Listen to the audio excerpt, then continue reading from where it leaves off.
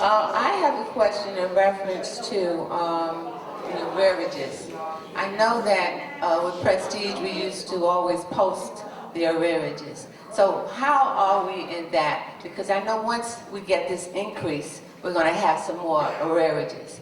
And how are we going to handle it? Because you also talked about paying your bills, and that's coming from the receivable. How do you handle that? Because it's going to be, to me, an astronomical amount. What we had before was astronomical. So I think you're asking. I think you're asking more of a policy question than a legal question. All right. Let me address you. All right. The question was about posting arrearages. Okay. no, I said it used to be. I understand. I understand.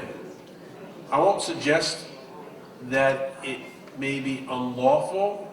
You might be able to lawfully post arrearages, but as a matter of policy, I don't know of too many co-ops or condos that do that. Okay, and I think in large part, none of us know why somebody may be in arrears.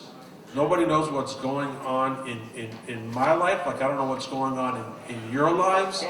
And to put people on bulletin boards when they're going through a tough time, to try, so that's a policy issue. I will leave that to your board to address. Excuse me. I wasn't asking to have it posted because I really never Okay. did like that. I just want to know what is our status with the arrearages Okay, at I'm this sorry. point, I'm sorry. and the fact that we're going to be having an increase, and how we're going to handle that. That's So it. I don't know like that, to post yeah, it. so that your board was dissatisfied with how collections were happening in the past, so they engaged a new landlord. We don't do your collection work. They engaged a new landlord-tenant law firm to help do a better job of collecting. And I guess I can ask the Board of Management as to how effective they've been.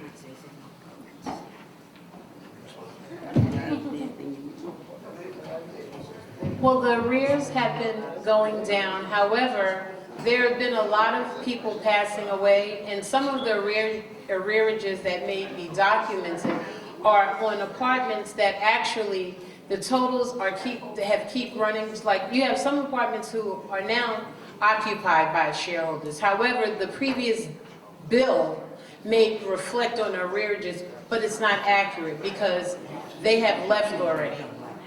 However, the collection process has improved greatly. Previously, when we had our other L&T attorney, we had a lot of long and ongoing court cases that just continue, like never stop. However, this L&T company has been doing much better in collecting.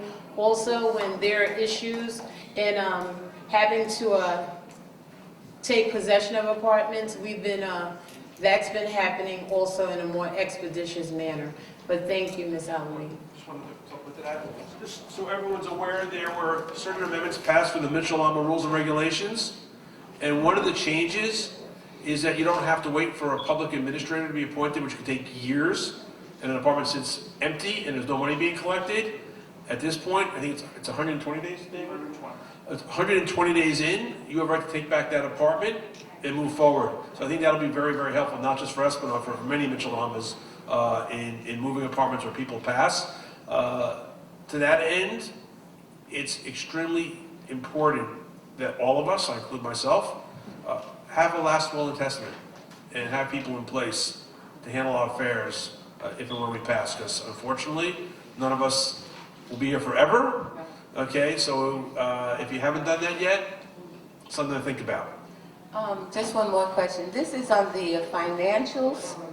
The last section, it's dealing with omission of required supplementary information and the future major repair and replacement. Can you break that down for me? Because there's a couple of things that wasn't clear. Sure. Okay. Many years ago in the 1980s, the American Institute of Certified Public Accountants came up with the idea that in the audited financial statements, they wanted to publish in the back a schedule of all the remaining useful lives of all the components of the building. So you would have to put a schedule on the back saying the elevators have X number of years, the facade, the boiler, and so forth. In order to do so, you would have to go out every year and spend, in a building this size, thousands and thousands of dollars every year to get an engineer's report to publish it into the financial statements. It's not required to be put in there. We have one building out of 300 that actually does publish the study. Everyone else does not publish it because a lot of the information could be misleading as well. It's not required by HPD or HDC. So if we do not put it in, we have to put that footnote in here that says that that study has not been put in there. It's very expensive to do this study. For a building this size, I would probably imagine it could cost you $30,000 or $50,000 to do a full engineering study every year. And you're on top of the capital projects currently, as well as HPD is on top of them as well. So it doesn't seem, cost benefit is not there to do that. Okay, thank you. Thank you.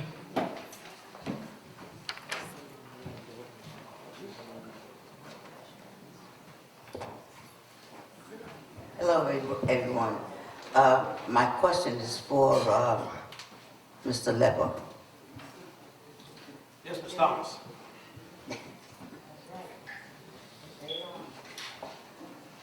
My question involves Pioneer, all right? And shall we say the beautification of Esplanade Gardens. You are talking to the mic. Maybe it'll work out. All right. I do need to sit down after standing that long. But I'd like to know how the contract was done as far as, one, their responsibilities as far as the grounds that surrounds them, all right? The bottle machine, their late payments. I would like to know, is there anything in that contract that was drawn up as to how long we're giving them to make these so-called improvements and take the Christmas lights down from out the trees, all right? This has been going on for 3 years now. How much longer does it have to go on? And are we going to put up with this from a somebody that we lease to? All right, when can we get rid of them since they are not holding up to their contract? Okay. So one, I'm not aware that they're not making their rental payments timely.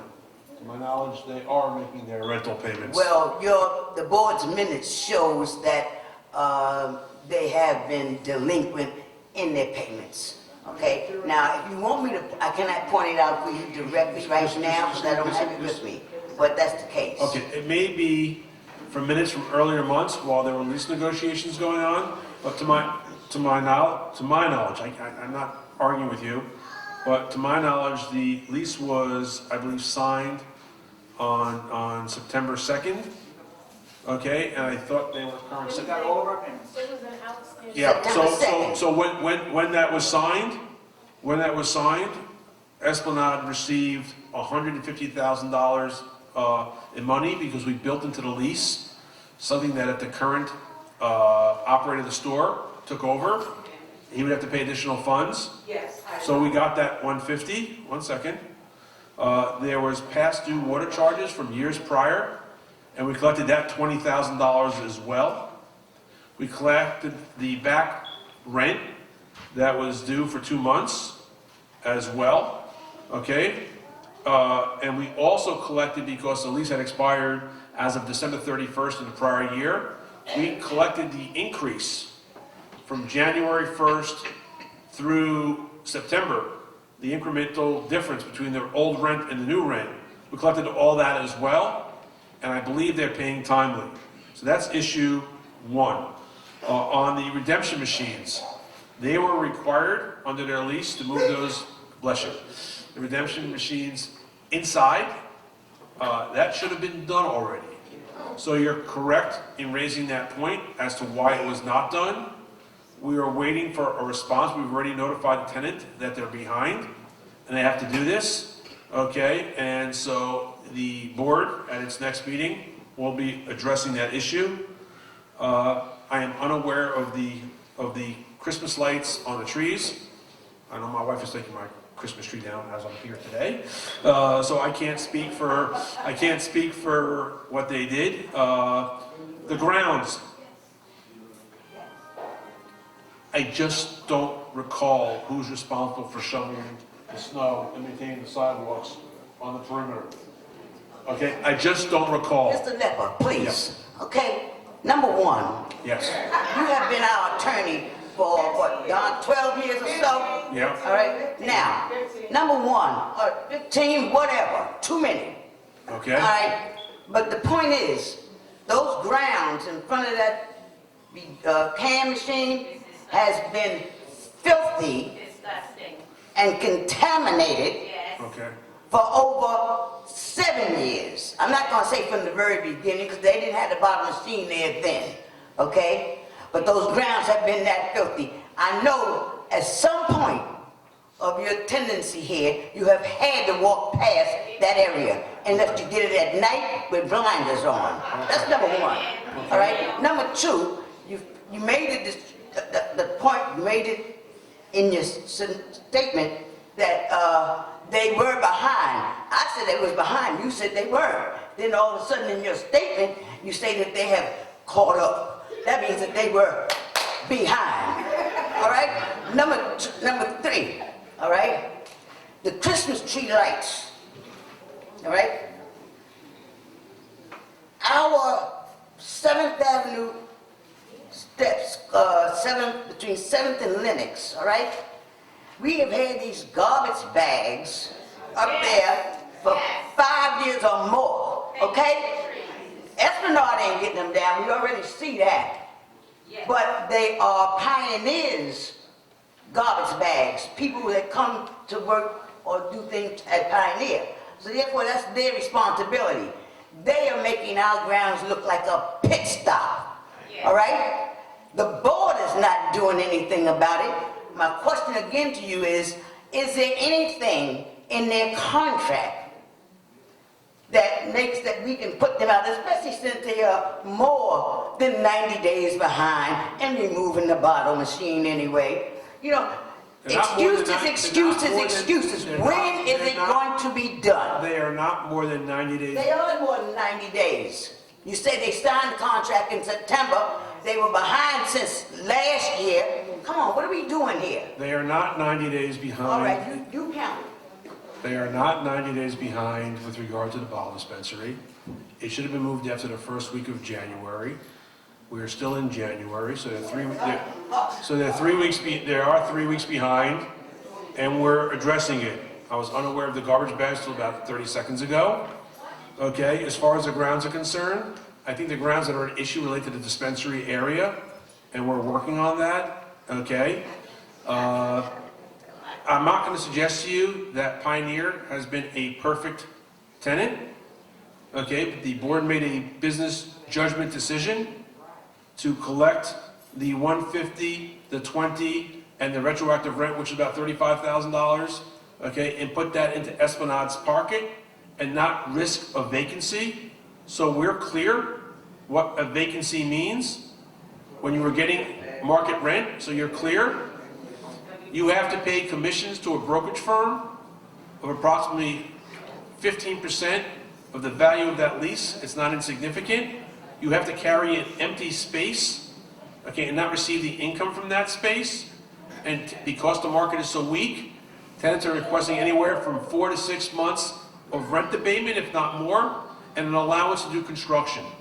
So this could have been 7 digits to Esplanade had a deal not been made with the tenant, and I don't know how many people would have been in line asking questions if the board had made that judgment.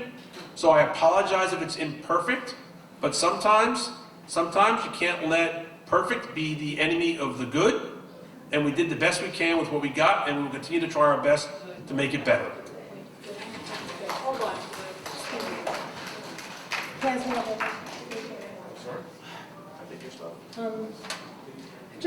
I'm gonna ask a question. Those machines used to be inside the store, yes? Yes? Now ask yourself this question, which board brought them out? Okay, because the board brought them out. And on that note, we're going to go to the next question. And we're trying to get them back in. And thank you for that question. Yes? Talking about, let's talk transparency. Let's go. That's divisive. Next. That's divisive. Next. All right, can I ask my question? Okay, I'm glad you're there, 'cause the question has to do with the RCN company. Okay, the initial paperwork that was sent out said that they were gonna be working in the common areas, they were gonna be wiring the common areas. And it was my understanding that while wiring the common areas, which has to do with the lobby, we will be able to see through our television who comes in the building or whatever the case. Well, wait a minute, let me just say it. Nothing else. They weren't asking about us getting new cable services and everything, because I know that usually when they wire the common area, the next step is we'll offer you services in your apartment. So I was really concerned about them wanting to offer services. So are you saying that the common areas that they were wiring, if not so that we could be able to have access or see who's coming in, what were they wiring the common areas for? For your cable service, each cable company have their own hardware wiring. So they were wiring it so you can actually get this service. And also, they had different days of the week where they were sitting in the lobbies, just like Verizon have done, and I think Time Warner, if anyone wanted to sign up, but that's what it was for. And in regards to the closed circuit TV, I know I've heard it, you know, that Esplanade had that in the past. However, maybe during this whole process, we can speak to our people who's doing the electrical work and the cameras to see if we can get something like that in regards to seeing the lobby from your television. Actually, one of my board members asked that. Okay. Next one. Ms. Davis? Yes. No, we can't go past that. Okay, what because else you? I save all the papers, and the initial information was that they are wiring in the common areas, and that the reason that Esplanade had entertained this whole idea is because of that, whatever the amount per apartment, okay? So I initially said, I said immediately, well, is this another company? Because we have a couple of them already in the different apartments. Right. No, and then no paper, none of their papers did they say anything about offering cable service. That came about 4 to 6 months later. After they wired? After they did their comment, all of a sudden, and I said, I knew this was the game plan, because why would you wire a common area if you're not trying to get your company started up for cable service? Right, so what's the question? But the question was, that's not what was put out to us. That's not what was told to us. I asked. Well, I think in a the lot. minutes, it highlighted that, well, what I'm going to say is, I don't understand why we're so against us having another option for a cable provider. It's just like some people have Sprint, some people have Boost Mobile, some people have Verizon, some people have AT&T. The third company that we can select from for our cable services, that's all it was another option. And in regards to what you're saying about why we decided to go with them, it's similar, just like when Time Warner came to Esplanade wanting to wire and get business. Verizon, RCN is just a cable company. There's nothing behind it. However, when they made a deal with Time Warner, when they came in, they paid Esplanade $25 an apartment. RCN paid us $125 per apartment, and we get 10%. Esplanade's operating budget will get 10% of whatever revenue they collect. So that's what that's about. So I'm not sure where the problem is. Let me tell you what the problem is. Okay. Nobody's saying anybody's against Okay. another company coming in. The problem is not disclosing the whole truth.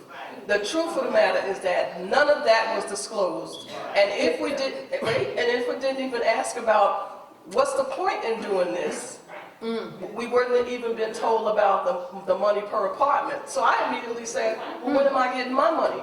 You know, because. Wait a minute, you said your money? Yes, I said that because Oh, I'm no, saying, no. because, yes, because Okay. that's just to let you know how specific How you I was understood about. it? Because I know that these companies, this way do it. RCN Mm-hmm. has been a company, I mean, years ago. I know the company. Okay. But and I understand companies want to do their jump start, but I think that we have a right to know all the information, you know, as much as you all know about Yes. it. Because the way that you're sounding now, you all were aware that they were wiring the common areas so that they could eventually offer services for cable, right? In the minutes, it highlighted it, and also in the minutes, it broke down how much we were getting per apartment, the total amount for what it was, and it also mentioned the 10%. So I'm gonna say this, I keep hearing this word, transparency, transparency, transparency. One of the main ways the board communicates with the shareholders outside of sending, additional written literature is through our board minutes, which is posted in the glass case and it's there for a period of time so shareholders can get to see that. So I'm going to strongly urge for us to, kind of focus or pay closer attention. And if you ever need a copy of specific minutes, you can feel free to ask the management office also. We do, yes. Okay. But they were behind. And Okay. the thing about it, they was behind by several months. So by Well, the time we I don't get think it, it's several months. by the time we Okay. get there, yeah. So I Okay. started going to the office and picking up a copy because Okay. first of all, I don't get whiplash by keeping my neck up looking, trying to see everything. Okay. So since they were behind, when you did find out from the minutes, it's already at the next step. But anyway, thank you. Thank you. All right. Hi, Matthew. Good afternoon. Yes, back again. Now, this is a two-part question. On the first is about now the terrace liners. Did they explain to people how to care for them? Because on the terrace liners, understand when the terraces are recoated, they've asked the cooperators no longer to paint their balcony floor, no longer to place carpets on the balcony floor. That this floor will be coated with a special coating that's not to be painted or carpeted. And they also have maintenance help them understand the new cogeneration system, how to maintain it, and the new heating systems and heating coils they have. And the other thing is understand the cost of the loan now is $200 million. Who said that? That's not true. So what is the cost of the loan that we're taking? The amount of money we have taken is a total of $110 million. With $10 million is the Contingency. Thank you. The contingency funds. However, it's $100 million, so it's not $200 million. And then how about explaining to the cooperators how to care for their new balconies? Okay, that can't be so carpeted? I'm gonna say, this is from my memory, and this once again is part of the capital improvement committee conversations and those type of meetings. However, the slip-resistant coating that are placed on the terraces, you are correct, they should not be covered, carpeted, or what have you, because that would void the warranty according to what we've been informed by the engineer architect when they had given their presentation about the slip resistant. Anything else? And did they also get maintenance to fix the, know about how to maintain, train them on the cogeneration plant? Maintenance will, actually, we've been, as of late, they are going to work with the mechanical company because some of the things that are being done will affect the boiler room. So they had a training session last week. Okay. Thank you. Hello, how you doing? I'm getting back online to give everybody an opportunity. That's what I'm doing. So my question is, do we answer about the arrears? How much is it monthly, or how much do we currently have, or do we carry? Because I heard financials, but I never heard our arrears. It wasn't me. It wasn't? Okay, I don't know.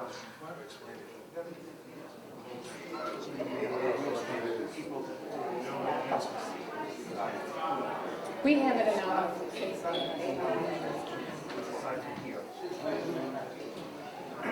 I don't have the current arrears, but as of June 30th, from the apartments, it was 648,000 as of June 30th. I don't have the current number with me right now. That's just for clarity, just for clarity. Don't I want to go out of here getting crazy, okay? Mr. Molina's you're quoting from the balance sheet, No, right? I'm not for Mr. Molina. No, hold on, this is my question. This is my thing. We come to an annual, in all due respect, we come to an annual meeting and you're not letting us know how much arrears that we're carrying. That's, and Jack, Mr. Leopard, in all due respect, we supposed to know this at our annual I didn't meeting. respond yet, so you can't tell me what I'm responding to. So just, hear me for 1 second. So, Mr. Molina's responding to what your overall collectibles are on your balance sheet. Okay, it's part of your balance sheet, it's deemed an asset. Receivables are deemed an asset. I believe what you want to know is what are we carrying from people, from folks who live at Esplanade in 2019 versus where we were in 2018 versus where we were in 2017 and 16. Are we shrinking? And that's No. what we're asking, and how much the amounts are. Okay. I thought that's what you were asking. No, what I'm asking is that at our annual meeting for us to have our current amount of arrears. That report could have been ran and generated and put in a treasury report, because I heard about how we shouldn't call 311, how we shouldn't do this, but at no point were we told exactly how much loss do we have as far as our arrears. That's what I'm asking that question. That's not too much to ask for at our annual meeting, our stockholders meeting. But I'll move on. Okay, from that, because you don't have those numbers, am I correct? Okay, so we don't have it. My question is this, Mr. Barron, and I have to ask, the agent. The board has hired, okay, Latty Plumbing they are a subcontractor, they are our in-house plumber, they are the plumber for the boiler room, they're the plumber for the pool. Okay, that's a lot. That's a plumber on a monopoly. My concern is, in your experience, is that prudent? Just based on, in terms of that, by having one company monopolize every area, every facet here, including our boilers, which I have a concern with, because that should have been handed out to our boiler contract, to a boiler contract. Okay, so there are lots of plumbing contractors that are also heating contractors as well. Most of the plumbing contractors do heating work as well. They do work on boilers, they do work on burners, they do work on pipes in boiler rooms. A pipe that's in a boiler room doesn't know that it's not a pipe that's in someone's apartment. A pipe is a pipe. It's repaired and fixed the same way. So in answer to your question, A, they're not the exclusive plumbers here, because the gas work in the building is being done by a different plumber for the risers that had to be replaced recently and a few months prior. And what company is that? New York Plumbing and Heating. Okay. So they are not the exclusive. However, it is very common once you find a contractor that is familiar with the property, knows the ins and outs, becomes familiar with the residents, becomes familiar with the pipes and the repairs and where all the access is. It's not uncommon to have one plumber, perhaps two, working in the same building for an extended stay. Okay, but I also monitor the minutes quite often, and this company is I don't know how new a company is, but I know they're newish to Esplanade Gardens, so I don't know how deep. Now, New York Plumbing, I've heard of them before, and I worked with them before when I served on the board years earlier. My concern is this, I think, because I never basically, y'all a new company here. My concern is integrity, bringing information to the forefront. Members of the board are not professional staff. They are volunteers, okay, of all walks of life. We actually ask that people that come in professional staff and advise and make advice as to what we should do moving forward. I'm just looking at it as far as our minutes. I can only go according to what's documented, be it later or not, with regards to that. And it said it was the board hired this company to be the in-house plumber. The board hired them to do the pool. So I can only go according to that being a monopoly. That's one company doing capital work, which is huge, in addition to 3 other avenues. So you're saying it's not uncommon, but you didn't say was it prudent, so I believe that and move that. But I'm gonna go to the question regarding, Ms. Davis, you can probably help me out with this. The vacant units, okay, that's being occupied by the contractors. When did it ever happen that we allow our contractors, okay, occupy a vacant apartment as opposed to having them have a trailer on the property, which I've seen previously in the past, okay, they pay us rent in accordance with that? Because I don't understand how that income, or maybe Mr. Barron can answer that question, as far as that. Because right now we have contractors in several, my question is, we have contractors, okay, we have Latty Plumbing, in 2 apartments, and you have the elevator company in apartments. So my question is, how is that revenue, how is that income collected, where is it recorded, and where can I find it on the financials? Okay, so in regards to your question about them occupying spaces and trailers, I'm sure most of you have noticed there are a considerable amount of... Any apartments? trailers- No, any apartments? I'm going to answer, I didn't cut you off, right? So I'm going to answer. So these trailers, you see several trailers that are positioned on the property. However, in regards to the apartments, some of their equipment, they ask to store them in some of the apartments because our other space is really limited. We cannot use any more community room space to house the elevated equipment. So we've been asking for rents possibly to be collected, which we're negotiating with them, and that is, and you know, Ms. Holliver, that has definitely been a problem with some of them. In regards to the elevator company, we allowed them to stay in a couple of apartments in each building because they're working on the elevators, and we've had issues with them. So currently, we've been dealing with trying to collect rent because we should collect rent, and I agree with you. This is my concern, this is my problem with that. If we didn't have vacant apartments, they wouldn't have an apartment to be in. Okay, and let's be very clear. In all honesty, how can our apartments are taken offline. So that's not a decision that we can make entirely. That must be approved by HPD. So I agree with you. No, I'm not asking for a validation. I'm asking, was that approved by HPD? Because they've been in these apartments for quite some time, several months. So the HPD approved them to be in the apartments. Well, HDC, which is our lender, who sits in on these capital meetings, are aware that they are in our apartments, and we have been asking for for us to collect rents. So currently that discussion is not closed, and hopefully we're trying to get our rents retroactive. Okay, all right, so you're saying that HDC, who's the lender through HPD, they're aware of it, but that's not an answer as to whether or not we approve of taking an apartment offline that could be basically sold to our closed waiting list and have the MP and have our first sale money be collected through your equity, okay, and have rent every month. So that's more advisable. And that, okay, and I'm sorry, we're speaking from a place of being fiduciaries, as you mentioned earlier, and also fiscal responsible. And that's a concern. And let me say this again, there is no slight. I serve too. And what I find offensive, and I think 3 of y'all should be offended, because you made a comment saying what past boards have done. A lot of boards made choices, good, bad, or indifferent. But to continue to say what someone has done is really unfair, because 3 are sitting up there that made the decision, okay, with regards to that recycling dispensary from the supermarket. 3 of them. So it shouldn't be offensive to them, but they should take offense to it, because I would, because they sat there on the board during that time when they made a decision. So when you make those insults to them, you're insulting your board members, because they also served during that time. You know, it should not. We don't have to dig. We don't have to dig. We don't have to always agree to see eye to eye. I think for the larger part of that is that I wasn't. Okay. I wasn't. I was there during Met. Okay. See, I was waiting for that too. No, I wasn't. Okay, I didn't support them to bring that outside. Okay. And also, but what I will tell you is that 2 years ago, Mr. Leper can attest to, maybe he forgot, I did bring up the question at the annual meeting regarding that clause when it became associated from Met. I said, I remember in the contract, I said, why is it they're not paying that $250,000 fee? And you mentioned it would be prorated. Okay, so it's $150. So that was something I brought to your attention, and you mentioned to me and told me, oh, Ms. Tyler, I think that we have to revisit that because I think it's a co-op, and they may be owned to the same owners. So see, we, at the same time, we all bring information that we remember back from being on the board to our professional staff, because it's our home we're protecting. This is not personal, this is our home, and we're passionate, because we don't have to like each other, we have to get along and respect one another and get the job done. That's where it trickles down to. And I said, I'm going to hold, whether I'm elected or not, I'm going to hold the board responsible. If I'm serving on it, if I'm not serving on it, and Ms. Patillo, you made a comment at candidates night, oversight shareholders, we will work with anybody, okay? And that question has been posed to us before we got a violation for putting chairs outside, or had our corporate attorney tell us to put out letters. See, we were attacked as shareholders for doing something more than what we wanted the residents to know.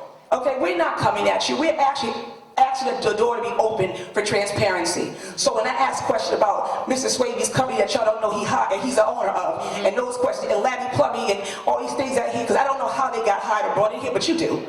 And I'm gonna leave From my what you understanding, do. they were No, the no, no, plumbers no. here before Will do. No, So, no, no, you no, know, no. you might want to look into My whole that. thing is that, again, all I'm saying to you in all due respect, Yes. it's a monopoly. Okay. Okay, and Mr. Barron was so pretty eloquent to say that there was someone else near probably here as well, but they're still monopolizing all the work, and that's a concern. Well, I just want to clear something up with you.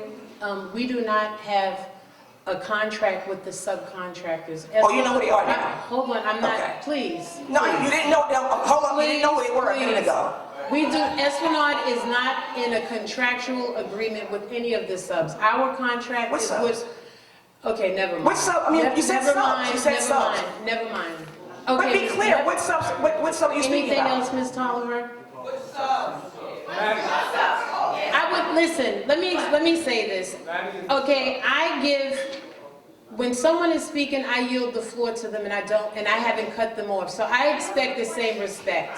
Okay, now what I was saying is, in Ms. Robbins Tolliver's comment, she said, we have a contract with them as our subcontractor. And what I'm going to reiterate, because this is misinformation, Esplanade Garden is not in any contractual agreements with any of the subcontractors in regards to this capital project. The corporation has contracts with the owner's rep company.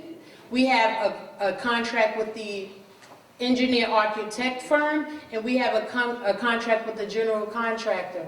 And also, we've had some concerns about some of the contractors that have been permitted to bid on it, okay? So I wanted to just clear that up, because that's some misinformation and a misconception. That's all I have to say about the Okay, subs. no, but actually ask a And question. listen, and we're gonna move on because... No, hold on, no, this is No, we're the gonna annual, move this is on. the annual stockholders No, meeting. yes, and it's someone else's turn. They've been Miss waiting. Davis, you know what, Miss Davis?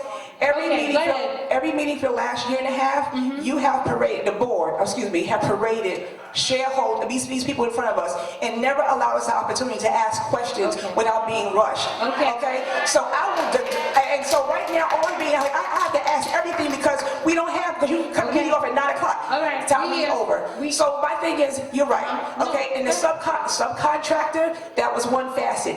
The minute said that basically this company's here in the contracting position, okay, as an in-house plumber, pool, as well as, I guess the boiler. But I digress. Last question for you. Where are the change orders in the minutes? Because they're not in here, and I have all of them. Where are The they change documented? orders are in the capital improvement meeting minutes, which are distributed to all buildings. Okay, Mr. The Leper. building chairs. Mr. Leper, okay, for the last 50 years, the Esplanade Gardens having a board of directors, include when I served, anything that transpired at the board meeting level, if you had a vote, all those minutes are documented and reflected in your meetings, your minutes, in accordance with Robert Rules of Order, and that's not being documented. So we have no idea, Ms. Davis, as to what trade orders are happening. It happens in the boardroom, but it's not documented in our minutes. Ms. And why is Tolliver, that? let me help to bring some clarity for you.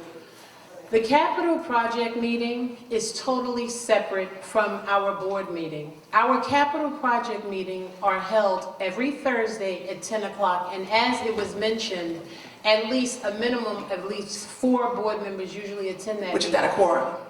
Because it's not our meeting, Ms. Exactly. Tolliver. That's why- It's the that's the capital question. project That's the meeting. question. That's the It's the question. capital project. Ms. Davis, Well, that's the okay, question. I'm done. I Ms. tried to Davis, but that's the answer. question. Go ahead. Hold on, that's the question I'm asking. done. I'm asking you done, but I'm not. Okay. And all I'm saying Go is ahead.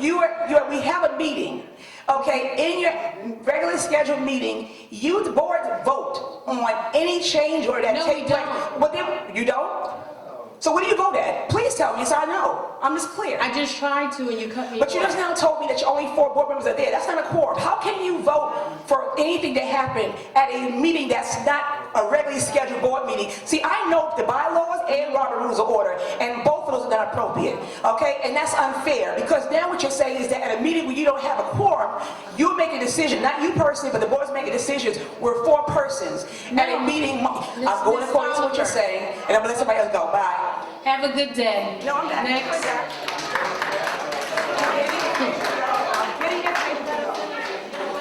Let me just Let me just, a little clarity for some who want to actually hear how this works.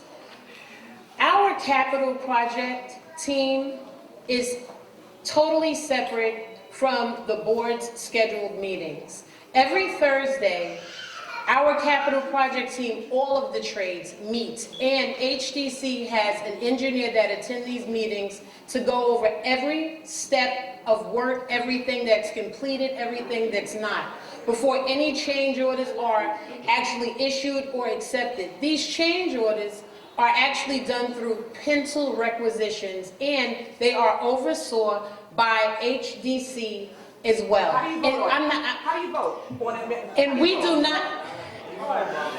Do you want to hear or not? Okay. And it is not a meeting where you need a quorum. And mind you, the board of directors, we're not really required to attend these meetings, but a lot of us have. Several of us are there all the time. However, these change orders go through the work, the actual work that is done. Anyone here who's really familiar with construction, I'm sure you can understand how that works. So in regards to Ms. Tolliver keep stressing and saying a vote and a quorum, she's not connecting the fact that that is a separate thing in itself, and it's not where it's a board meeting that requires a quorum. That work is oversaw by HPD and HDC, and minutes for that meeting, which is prepared by the owner's representative, is distributed to the Capital Improvement Committee meetings and the committee meeting members, as well as the building chairs. So on that note, we're going to move on to the next question. I'm so sorry that you've been waiting so long. Yes, ma'am. Good afternoon. My name is Gail Ragg. I'm a pretty new member to Building 3. Earlier this month, I rented a community room, and for my niece's baby shower. During the shower, There was a rodent I heard about. There was a rodent that came out of the woman's bathroom and ran into the coat room. We wasn't using the coat room, and we didn't want to alert our guests, so we closed the door. The coat room has 2 doors. The top door wasn't secure. Eventually, the rat jumped up on the top door, landed on the ledge, jumped down, ran back into the woman's restroom, and ran into the stall which a woman was occupying, jumped into the toilet, and went along his way. So go ahead, what's your question? I saw the video. Building 3 chairperson had forwarded, but go ahead. Okay, so they come out of the compactor room, they were in the hallway, so if they're making our way through our walls and our plumbing, what are we doing to prevent them from eventually making their way to our apartments? Excellent question and concern. The board, almost 2 years ago, we did a walkthrough of the community room, and the north room had been renovated, right? In the mechanical room, in the community room, there was a big hole where you can literally see outside. One of the board's concerns was that we can have maintenance close up these holes, and this is before they started the MTA work. So we were trying to kind of get ahead of the curve, and I've been in meetings and seen a rat run in, but now with all the digging and construction, it's becoming ridiculous. So what we're doing is we have gotten the MTA people, we've met with them, and they're putting down extra tracks and so forth. The board is also looking into getting possibly a different exterminator. Also, we've asked Dennis now to have these holes and things closed up. Because in order for us to protect the inside, we have to definitely do better with these doors. Some of the doors are very corroded and raggedy, and they need to be properly sealed off. In addition to not leaving them wide open also. I've heard about Building 3. And the board have also been considering possibly getting cats for the compactor room. Listen, we're gonna have to fight fire with fire, okay? So, some people complain about the cats, but I prefer to see a cat walk by than a gang of rats. So, hopefully, and in Building 6, they had a big problem, and they used to have a cat, but something happened to their cat. So, we're looking into it in regards to the extermination, and also with cleanup. With the construction work between building 5 and 6, we've asked the general contractor, because some areas are not accessible to our maintenance crew. So they had actually cleaned up behind building 5 and 6, behind the walls to help cut that down. And also, unfortunately, some of our containers that they hauled the garbage away with were very raggedy, rusted out where the garbage, you can see the garbage from across the street, which was ridiculous, where the men hauling trash and it's just dripping all over the place. So we've been getting those receptacles replaced, and we're working on trying to make sure these rats do not become our new door people greeting us at the front door. And I know about your situation, and we'll talk. Thank you. Thank you. Yeah. Gail Earl, I'm in Building 5, and my question is to Mr. Barron and the staff, the management staff included, and just some other, just a point about the vacancies. I'm just going to go on the premise of about maybe 50, where we have vacancy loss of about 50 apartments. What do you have in place, Mr. Barron, to prevent what happened into one of your developments, one of your developments in Brooklyn, where you had apartments sold? The waiting list, I'm pretty sure that Esplanade has an extensive waiting list, so we either are on the Housing Connect, I don't know exactly, lottery or what have you, so that does not happen, where you don't have a staff that's arrested, okay, and you have the district attorney or anybody else coming in dealing with issues where people are waiting. Now Manhattan, of course, we all know Manhattan is the place to live, and Esplanade is the place to live. We have quite a few vacancies. So what do you have in place to work along with your staff and everyone else? That particular reputation does not happen here at Esplanade. So That's my question. the issue that you're discussing occurred at a development in Brooklyn. The problem started 19 years ago, many years before we ever got involved. It involved a board president, a board treasurer, a third board member, and a 17-year employee of the co-op, who were all working in conjunction with one another to supply falsified documents to HPD for succession apartments. Unfortunately, this was a function that the board at that development took over probably 2 decades ago, long before we were ever there. And though unfortunately we were there when all of it occurred, at the end with the DA coming in and the investigation, I can assure you, number one, that Metro was never a subject nor target of any investigation. We had nothing to do with those apartments. Unfortunately, it was a process that was taken out of management's hand long before Metro ever got on the scene, and each of those persons were indicted, and they will soon have to plead or stand trial. Were any of those people hired by Metro when you did take over? One of them was hired by us because that was part of our contract, to adopt certain people in the office. You're not going to be able...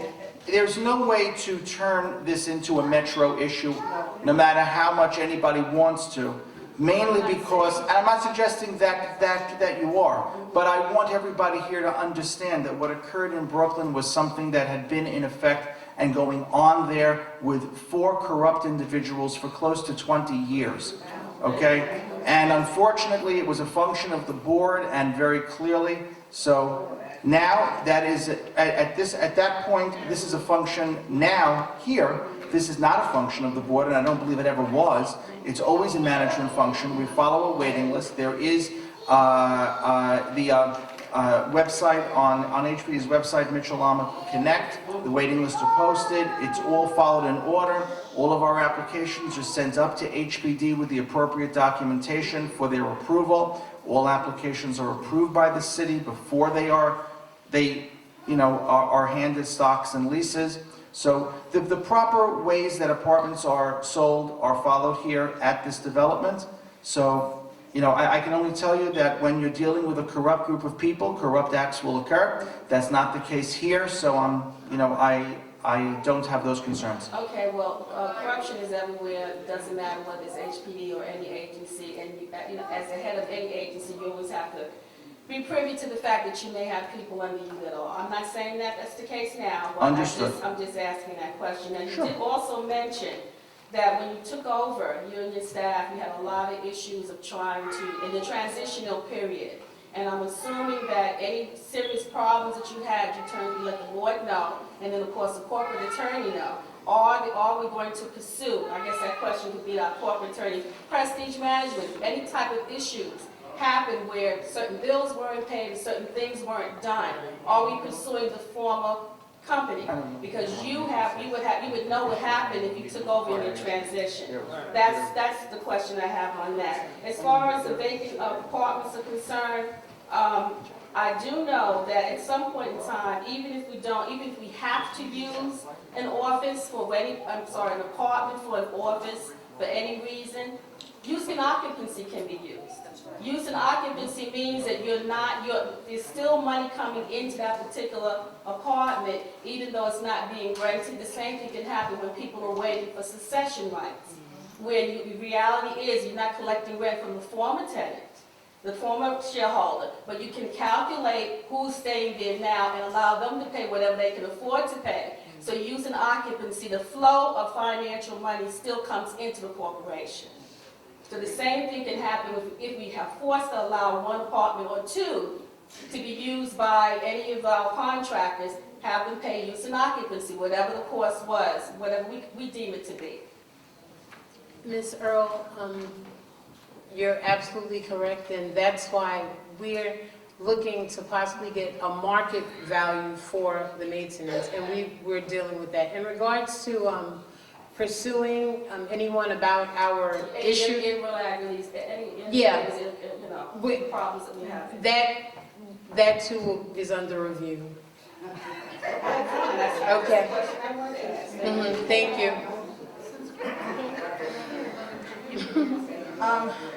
Mr. Belina, I'm sorry, you said we're operating at what kind of loss, $500,000?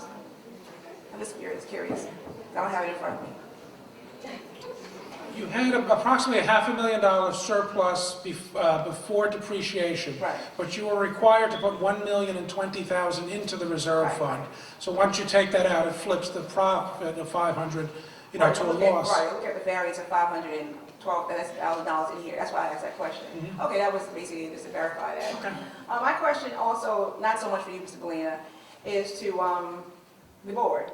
Okay, I hear a question regarding, fiscal responsibility, and that's our hope that all boards become that. But let me ask you a question. Did we award any of our maintenance staff bonuses last year, sorry? And if so, how much? Well, the maintenance staff, previously, Prestige was getting $200 per maintenance person. So some bonuses were awarded to them. And I'm going to say, since it's just like our superintendents, whoever, just like your paycheck, I'm not going to discuss their paycheck or whatever in public. However, small bonuses were given to exceptional workers.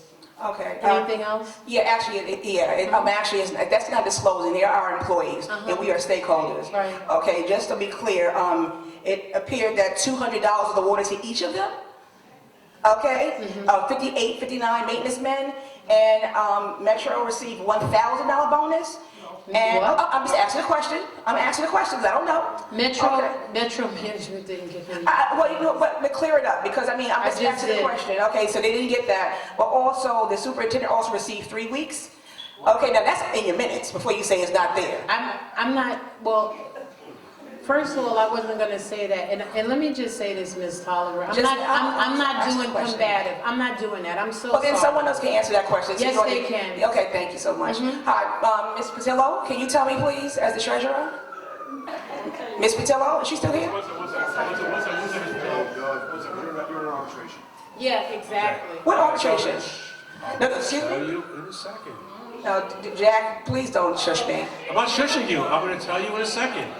Okay, as was reported to everybody, okay, your the prior super was terminated I'm not inquiring about that, Jack. I'm asking about something totally different, unrelated. Let me But finish. can you answer my question? This is my thing. Allow me to answer my And maybe question. I'll answer your question to give you the opportunity.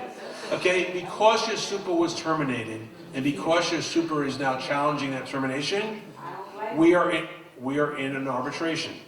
All right, and I think it would be inappropriate while this process is going on to discuss this further now. Okay, I'm not asking a question. Hold on, excuse me. Okay. In all due respect, I'm not asking anything about Mr. Ozario. I'm inquiring about the maintenance men that receive $200 a piece, and our superintendent's receiving that at almost what, 16,000? I don't So that's know. that's nothing to do with Mr. Ozario. I'm asking that question You fiscally. said you super. Oh, so Oh, and I'm sorry, our current superintendent, excuse me. I'm sorry. Current, okay, I apologize, our current superintendent. Ms. Patillo?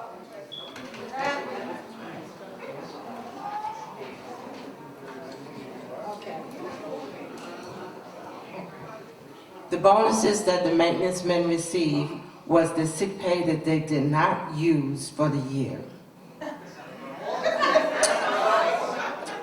In So, the but past, that's when not we a bonus. thought, Okay, that's not a bonus. no, that was what they received Okay. at the end of the year. Okay. It was their sick pay. So that, And so, it was okay. considered a bonus. Okay, so every maintenance man received $200, so everyone had the same amount of money given. No, to- not everyone didn't. I'm asking a Okay, question. ask the question. I'm asking that. So where can I find that information now that you're telling me?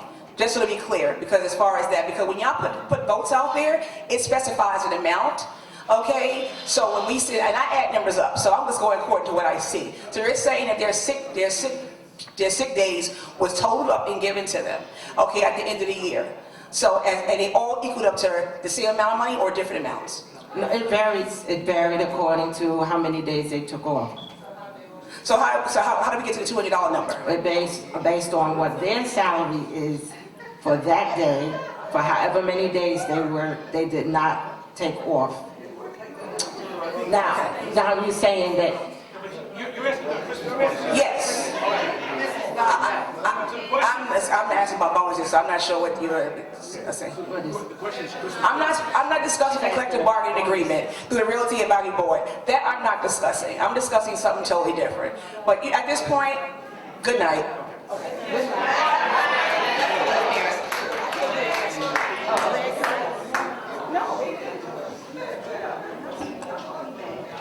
Hi again, Sandy Thomas, Building 1. My question wasn't answered about the Christmas lights. When are they going to come down from out of our trees? It's been up there for over 3 years. It looks disgusting.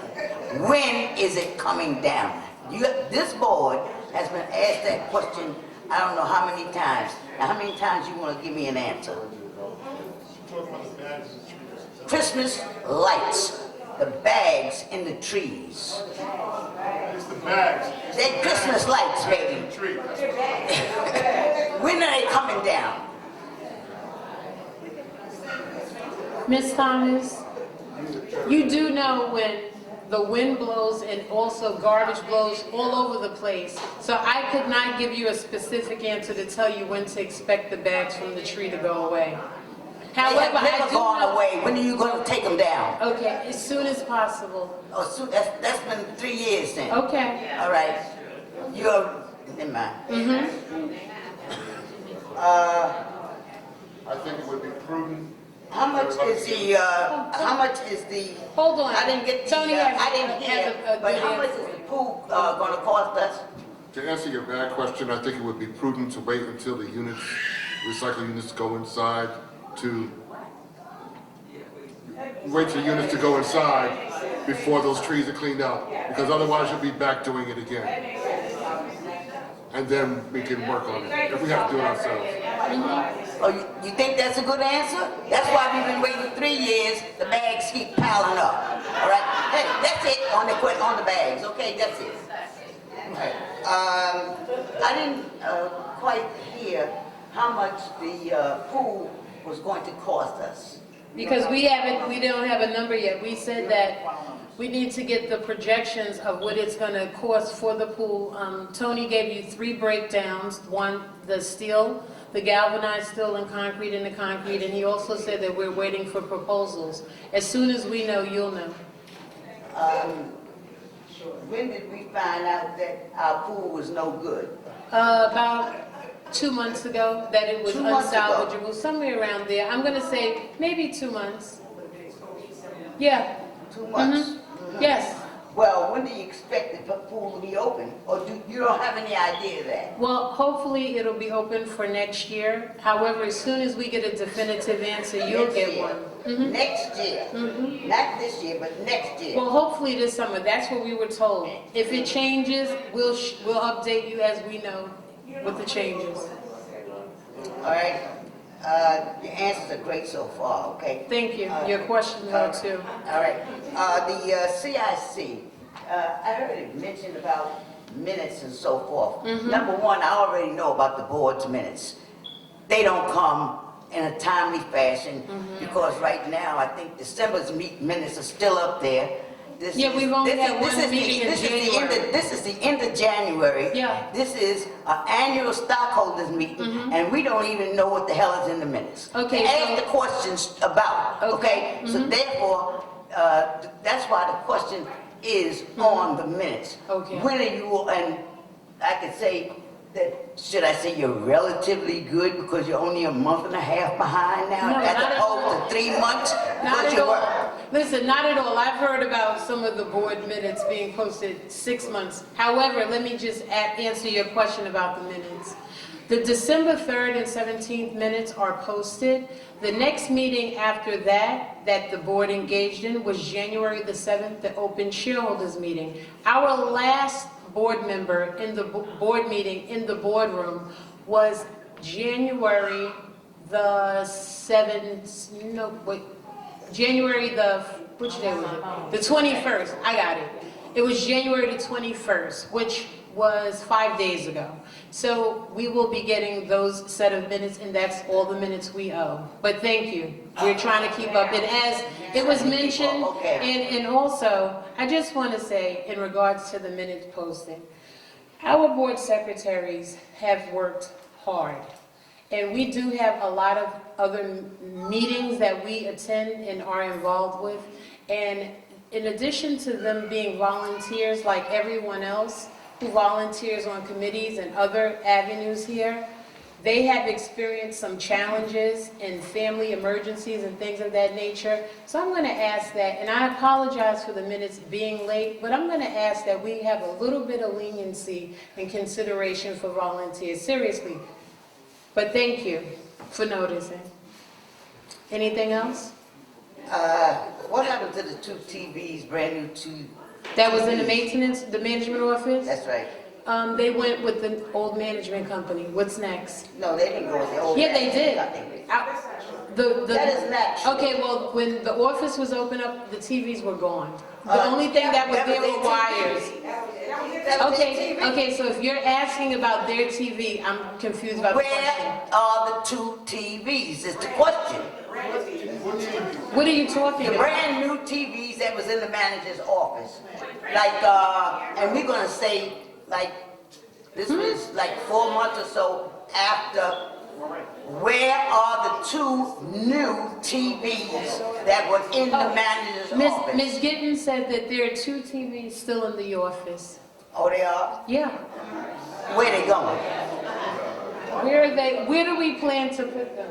Are those the things? Are they going into the community rooms, or are we replacing which one? They're the replacement for the. I don't know if you all remember, but we used to have a television in the management office, and it was gone.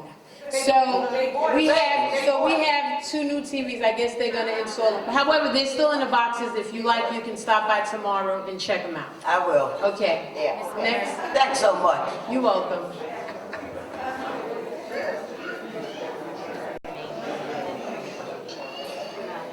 Good afternoon. Good afternoon. My name is Mary Sweeting, Building 2, 19C. I apologize if my question is redundant, as I was late in arrival. My question is pertaining to the financial report.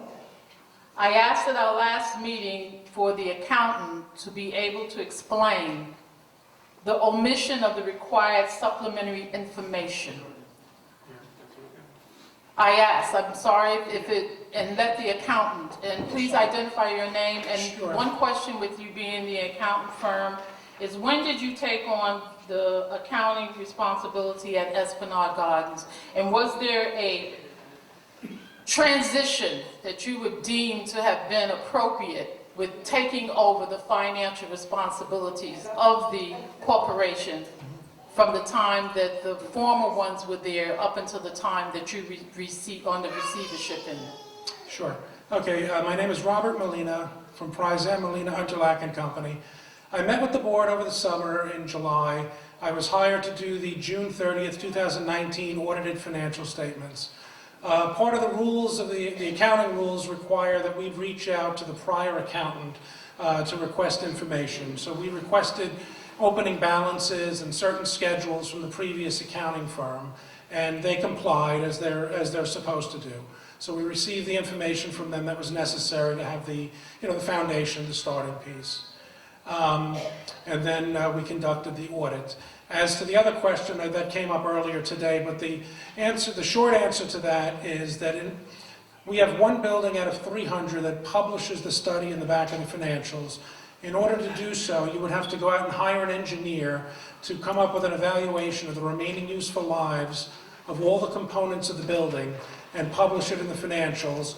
And for a building this size, it would probably be 30, 40, maybe 50,000 a year to get this updated study put in there, which is a lot of money to spend on an annual basis for information that may or may not be accurate. You're in the middle of several large capital projects, as you know. The board is on top of that, as well as management, and HPD is involved in all these meetings, and HDC as well, to oversee those major capital projects. Okay, pardon my layman question. If you're to say to me that the cost factor for the assessment of the value of the buildings, being that we have 6 of them, that only one was used, so you said it would be approximately 30 to... When I say building, I meant the complex. The I'm sorry, complex. not I said one the building. complex. So, okay, the complex is 6 buildings, 1,872 apartments, not including the commercial spaces, not including the swimming pool. I don't think that $30,000 to $50,000 is a lot of money when you look at the costs that we're incurring for what we consider to be capital improvement. I think that if anyone is coming into any venture to take on a capital improvement, they would like to know what the assessment value is of the property that they're investing in. So I would think that that should have been done. Can you tell me why, based on what my analysis is, why it was not done, other than the $30,000 to $50,000? Again, the general practice in the city is not to publish that study in the financials. We have one building out of 300 that does that, and it's generally recommended that you do not put that in there. It also could also open you up to lawsuits. If the engineer says the roof has 4 years, and after 2 years the roof fails, they're going to sue the engineer, they're going to sue everybody. So That's the estimate, because these are the rough. practical answer to your question. Okay. Right, the practical answer is that the engineers can only see so much when they do an analysis of the building, and they're estimates. And once you put it in a financial and it's a definitive, people are going to think it's a definitive when it's really an estimate. Okay, I understand that. But moving forward again, and pardon me again if my question is late, that is, that with all of the capital improvement, we do have engineers that come up and do an assessment as to what the problems are. Thus, we have right now all 6 buildings, according to the language that I read, is that it has been mandated that we have scaffolding up, and that this be done, that be done, this be done, and that be done, and not necessarily in a cosmetic view, but in a view of being imminent problems, that it's dangerous, so it needs to be done quickly. I still question that with that type of monies being spent, where in the wisdom of the board, of you as the accountant, as the corporate attorney, as HUD and HPD, where was the wisdom in not allowing our financial report to have some reflection as to what our value is worth for our 6 buildings, our swimming pool, our commercial space, and all of the common areas that we have that make up the complex of Esplanade Gardens Ii? Well, for the capital projects that are, for the current capital projects that are going on, engineers were hired to do an analysis of the facade and those specific projects, and they are overseeing, you know, the progress that's being made by the contractors. So there are engineers involved with those projects. It's not, you know, handled by, you know, a layperson. They, you know, there's engineers in the industry that know what they're doing, looking at the projects, and they drew up specs as to what has to get done and sent it out to bid, you know, to numerous contractors to sealed bid process. Okay. So there are engineers involved. I understand that, but let me just, if I may just respond to what you're saying. That is problematic for me as a stockholder. The reason being is that at our last meeting, we had a contractor to stand before us and tell us that over the past 53 years, all of the capital improvement that was done here in Esplanade Gardens was done under negligence. And that all of the warranties and guarantees that we had what they call an engineer flaws. It was the design, misdesigns. To me, that's problematic.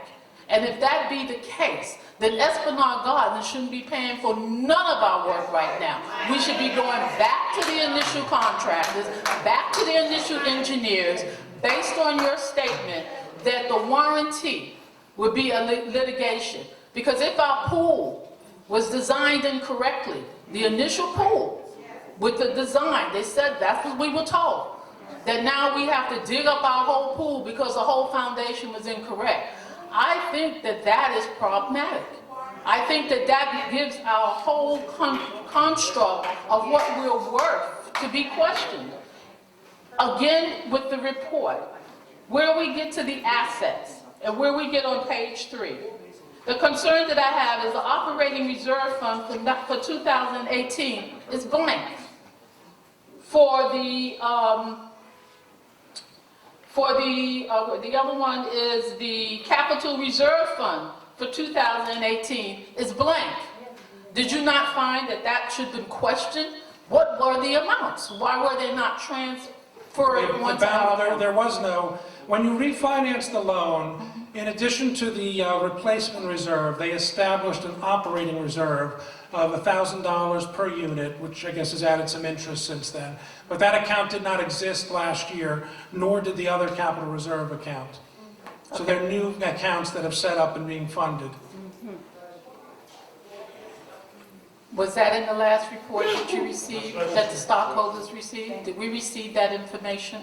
The account, I have to look at the prior accountant's financials, but if it was, the opening balance was 0, and during the current year you closed on the loan, and the HDC funded the $1,000 per apartment into that operating reserve account during the current fiscal year, so it was not there last year. So it was not there? Correct. Do you think that we as stockholders should be made aware of that in the presentation that came from the prior accountants and even with the accountants that are here? I mean, there's nothing to indicate that to a lay person that's looking at the finances and everything that's going on in this particular world right now is all about the dollar.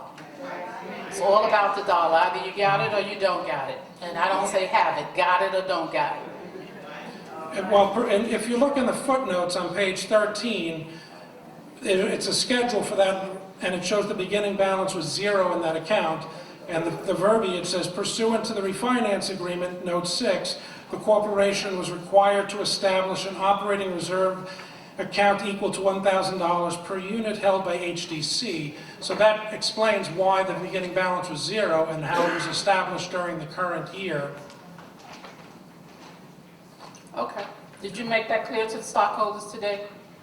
We didn't go, I did an overview, I didn't get too deep into the finance. Yeah. I think that with all due respect, whereas most of us, including myself, we are not certified accountants. So we may not know. We may have trouble balancing our own budgets.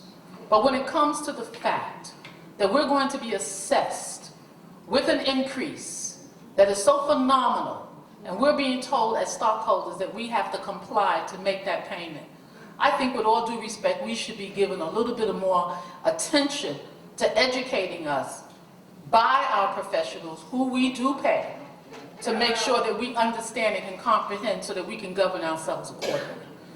Taking that, I believe you're the corporate attorney. I have a question for you. And that question is, I listened to the president, Madam President, with no disrespect.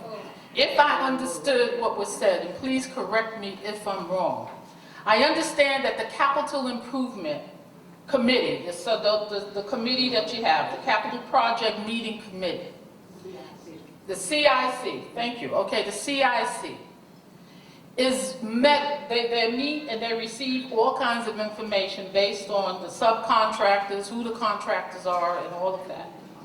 However, I just want to make sure, I don't want you to respond, I just want to make sure I understood, because I thought that's what you said, but hold on. My question, let me just get to my question.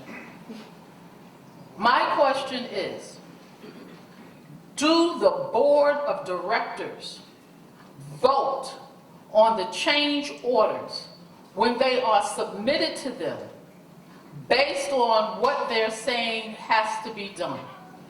And if it is that the board of directors are meeting apart, separate and apart from being in a board meeting, I challenge the legality of that, because the committee itself meeting for capital improvement should not be making decisions based on the stockholders who have elected a board of directors. It is what they're doing, if I understand correctly, is that they have transferred the authority and power that we have trusted into our board members to meet and negotiate and come with a decision. They have transferred that into a subcommittee to make those decisions that we have to pay for. That is problematic. I don't care if it's HDC, HUD, HPD, all of them. It should not be done, because as stockholders to vote, we should be the ones that put our board members in place to be able to read, understand, and question. And when a change order or a contract is being presented, it should not be with a subcommittee. Okay. It should not be with CIC or whatever. It should not be with them. Let me finish. Okay. It should not be with them. I don't want you to answer, because that's why Madam President, I don't want you to answer right now. Because my question is directed to the corporate attorney. Okay, so and I think that the corporate attorney is quite capable of answering. So, Madam President, I don't mean to put you on the spot. It's okay. I want the corporate attorney to answer. But Ms. Reed, what I want to correct you on is this. The Capital Improvement Committee has not been, we have not negated our responsibility as a board, so I think you're confusing the Capital Improvement Committee. The committee is just like a management committee, a maintenance committee. The most that our committee currently has done is select the tile colors for the bathroom floors in the new pool. So I'm not sure where you're getting your information from, but I'm going to let Jack come up now. I thought that Go ahead. Jack, let me just make sure I make my question clear. Sure. It was my understanding that when HDC, they meet, they have all of the contractors there. That's what I understood when I came in. That the contractors are there and that they meet. And that when they meet, the subcontractors, whomever they have, that the subcontractors are not engaged by Esplanade Gardens. They're engaged by whomever Esplanade has engaged as the main contractor. I understand that. However, when the change orders are being proposed, I understood the question that was asked earlier, that who votes for those change orders? I was told, or this what I heard, was that in the meetings, that's when the change orders are presented, and that's when the change orders are voted on. That they're not voted on in a regular board meeting. And if that's the case, I bring that to your attention, to your profession, that that is totally unacceptable, because that committee was not elected and put together by the shareholders and stockholders of Esplanade Gardens. It was put together by them as a subcommittee. So that's a problem. So I would like for you to answer that, if that's happening. Okay. So, one, you bring this to my attention now. Few points. Few points. You have to let someone answer a question. Okay, the question's a very fair question. All right. The issue of change orders, in essence, is a modification of a contract. And that's where she's coming from. So she's asking if a contract is modified, who's empowered to do it? Okay, and that's a very fair question to ask. And she's also saying that the folks who have the authority, okay, under the corporation's bylaws, certificate of incorporation, and as a matter of law, is the board of directors. Unless the board of directors gives that authority to another party, which she's unaware of, and so she's raising the issue, what's the process? Am I hearing you correctly? You're correct. And the Okay. only thing on your point about, yes, the board of directors review the contracts. That's always been my understanding. They review them, they sign off on them, and they can elect to have someone to monitor them. However, when it comes time to sign off for payment or any change orders, it has always been the board of directors, not the president and not a subcommittee of the board, Okay. to come together in a quorum and vote for those change orders. So, the change orders that we're referring to in this discussion, I believe, okay, relate to the work that's being done by AM&G and circumstances they're encountering on the job. And AM&G is raising these issues, they're reviewing these issues with your owner's rep, they're reviewing these issues with your engineering firm, Lawson Mangione, they're reviewing these issues with HPD, and they're reviewing these issues with HDC. And when your owner's rep, Lawson Mangione, HPD, and HDC agree that a change was necessary, okay, it's being reduced to, on paper, to a change order, okay, which is being signed off by the corporation. And your question is, you want to know that the board is fully familiar with what that change is and signing off on it as a matter of process. Okay, and it's not four people coming to a committee, unless the board, whether you think it's wise or not, has authorized, okay, that committee to make those decisions on its behalf and on behalf of the corporation. So, the answer is, I hear your question. I don't know your answer, okay? And I won't insult you and tell you I know your answer when I don't know your answer. But I think you raise a very valid point. It's a very fair point. Okay, you are correct that the authority lies with the board of directors as a body. That's who the shareholders vote for and empower. Okay, and if the board is unaware and not reviewing or approving these change orders, okay, and allowing others to do it on the corporation's behalf, you're questioning the wisdom of that. I am not challenging you or disagreeing with you. I'm hearing you.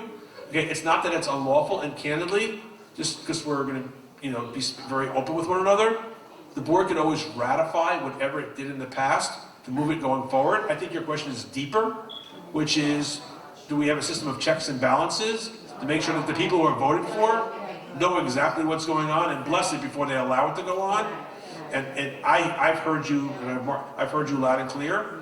So we will find out, and if not, we will address that. It's a very, very solid point. One other thing, if I may, because the question was raised regarding the accountant, and I think the question was answered in substantial part. That is to say that accountants operate under certain rules and regulations that are very stringent, and one of the things that were put in place was that any owner of a building has to either prepare such a report that details the conditions of the building systems, shelf lives, and report that in the financial statements, or advise that they've chosen not to. Now, you mentioned that you have one client that's doing this? 300. Out of 300? All right, we're unaware of any that do it as well, because the cost of doing so is litigation by everybody, and so everyone chooses not to do it. That's not to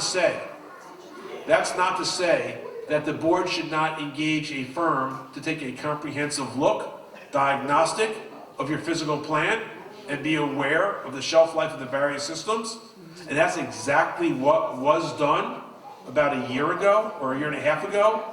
You had a full diagnostic report done.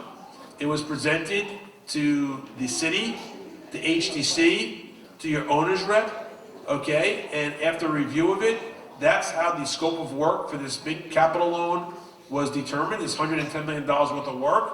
It wasn't just a fly-by-night, let's do a little bit of this, let's do a little bit of that. It was only after what's called an IPNA, okay, integrated physical needs assessment was done of your overall physical plan, okay, and that's exactly the scope of work that you are doing, okay, and if anyone is unfamiliar with the circumstances of that work, I think it's been published, I think there have been meetings about it, it's been presented, but if you're unfamiliar with it, that summary should be provided to you because A, it's your building, B, you're paying for it, okay, and you should know what it's all about. So it was kind of done, okay, but not from an accounting requirement, okay, but from another perspective. Okay, I respect that. I respect that and I appreciate your response to that. However, again, my concern is that report that was done, what was the cost of that? The IPNA report? The IPNA report. What was the cost? The answer is I don't recall, okay? I But don't recall. I'm sure that it was more than $30,000 to $50,000. It was not inexpensive. I will tell you that it was part of the refinancing package. Yes. But it was not inexpensive. And if it wasn't expensive, it would be worth the paper it was written on. Right? I really, guys, I will not insult you until I remember something 2 years. I just don't remember the number. Okay. But we can get it to you. It's not a secret. It's not a secret. Right. If I may, just to help us move forward. Yeah. There are certain things, as I say, we're the ones that's paying the bill. Correct. And we believe that we have had due diligence in getting people, professional people in place to do what they're supposed to do.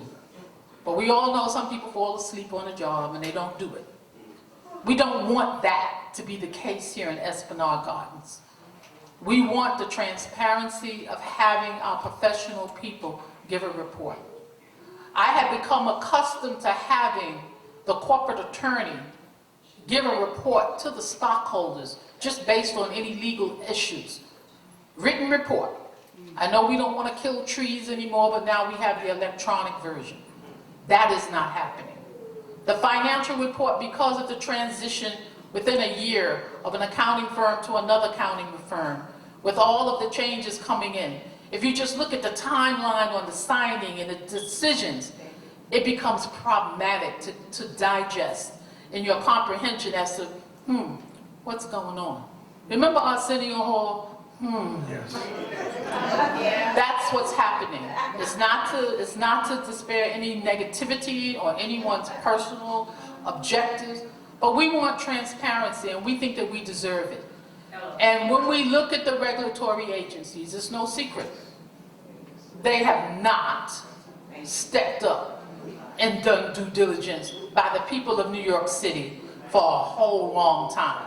So there is a matter of question of whether or not they're giving Esplanade Gardens its due.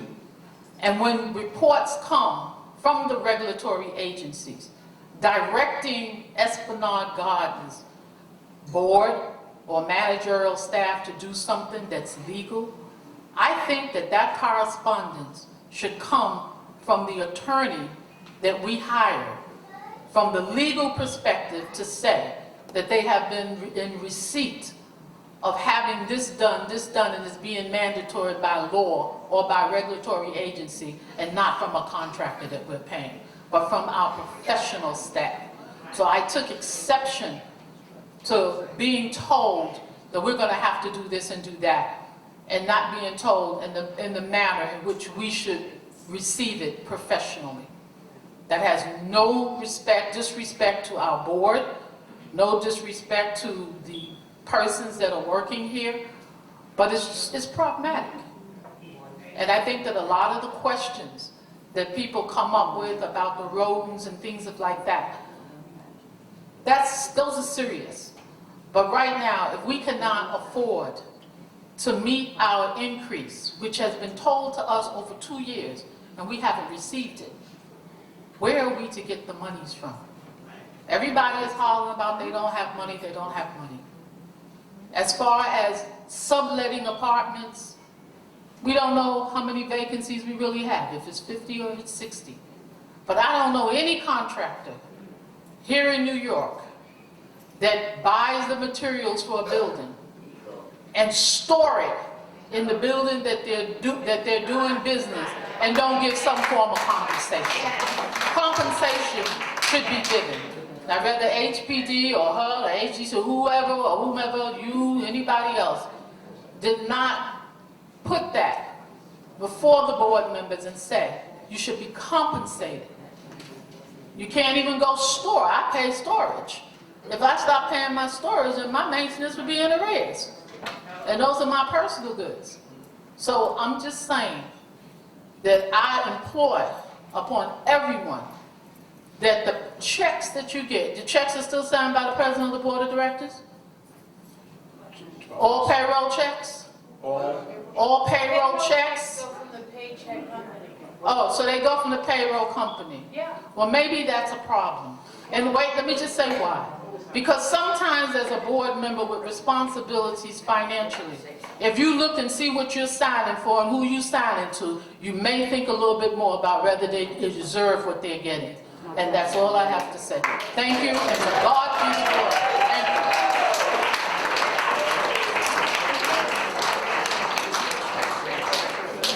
Can I be real quick? Ms. Sweeting, and thank you for that. That's how we found out our checks was being processed with a rubber stamp. Next. Yeah, because we've been paying attention. Yes, Ms. LaBrie? I'm Alice LaBrie, Yes. Building 418A. I asked this last year and it irritated you, Ms. David. I'm going to ask it again. To the three guys back there, I'm always into business and commerce. Gentlemen, if I got rid of the pool and put up another building, would that help my income? Would that help my income? All right, so it's a loaded question. So the question was. Can the accountant also be in on it? Sure, but if you did away with the pool, and assuming that zoning would allow you to allocate additional footage to build housing on that land, would that increase your income? The answer is, no one can answer that question today because we don't know whether zoning would allow it. We don't know whether the city would allow it. We don't know whether the community would want it. All right, I will tell you that we have another community in Bayside where that very same thing happened, and the developer came in and wanted to build additional space on the land off of Bell Boulevard. And I started doing the math, and the board president said to me, "Jack, you can put a building in your backyard? Don't put one in mine." It was a great response. Shut me. End of story. Okay, so you learn from people. So, of course, if you build more space, you can bring in more revenue, but A, I don't know whether it's legal, I don't know whether it's co-compliant, and frankly, I don't know whether the folks at Esplanade want it. So you can't answer. I'm sorry? You can't answer specifically. No, I can't. No one can answer that. Can accounting answer technically?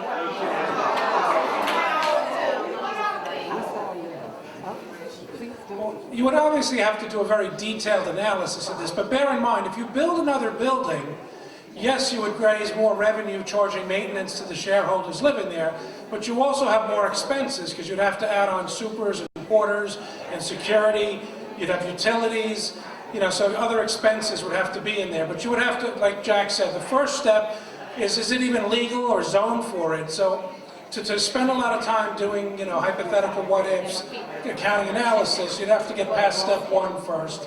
And step two is, do people want another building in their backyard? Good afternoon again, Nadir Elamine. This question has to do with the terraces, which is a passion of mine. And the fact that the terraces were changed was somewhat of a problem to me because there's a couple of developments that were made around the same time that ours was made, and I see that they're doing the platform work and leaving the terrace. I measured my terrace, it was 53 point and a half. I think what we have is short. I haven't measured it, haven't seen it. And that to me is a problem because that was my porch. That was where my children played. The decision was made without even bringing in the shareholders. I know there's some things you can't bring in the shareholders. When we did the elevators, I know we didn't go into absorbing colors. We kept the colors that we had. When we did the fences, we made it white. It wasn't from the chain link. There's certain things you can do when you include the people, and there's certain things you can't. And that was something that I think should have been. The hallways with the light blue doing work while men are still working was an issue. I don't understand why it has to be done now. Right. Okay? We're not here to provide work for the men and keep them working. We're here for them to do the work when we want them to do. And if the most important thing to be done is the plumbing, do the plumbing. Then you can deal with the lobbies, the hallways later, and allow us to at least make a choice. Even though you may not get everybody to agree, you can allow them to vote. Yes. That's the democratic way as far as I know. Now the question I have for you is, I heard you just say that there's a guarantee that we must maintain with the flooring of the terrace.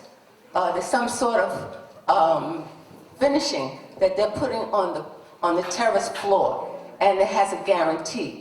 So therefore, if that is messed up, the guarantee is not honored.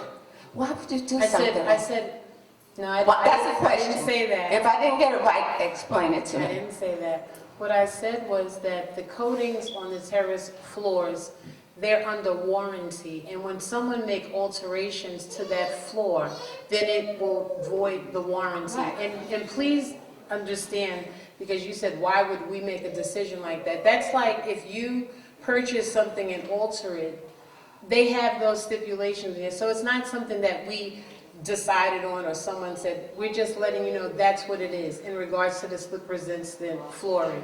So it was. Could you have asked if we had to be put under that warranty? You know, we could have done it the way it was originally, where there was no problem and people do whatever they wanted to do. And You I'm didn't sure give they'll us the do whatever they option. want to do anyway. Well, then now we're losing the warranties, and that, you know, it's money. And Well, we don't we're not have, losing money.